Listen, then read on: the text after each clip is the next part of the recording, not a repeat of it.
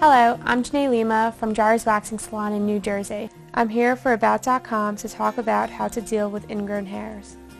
Ingrown hairs can occur after waxing or shaving, when the hair grows back into the skin instead of penetrating the surface of the skin. They occur more commonly with coarse, curly hair.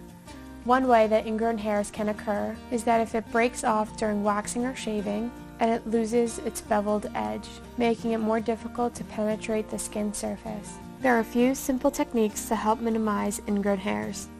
Before waxing, be sure to exfoliate your skin. This will help to remove dead skin cells, so it is easier to isolate the hair from the surrounding skin. Also, be sure to wash off any lotions, toners, or oils before waxing, because they can make it harder to remove the hair follicle from the root.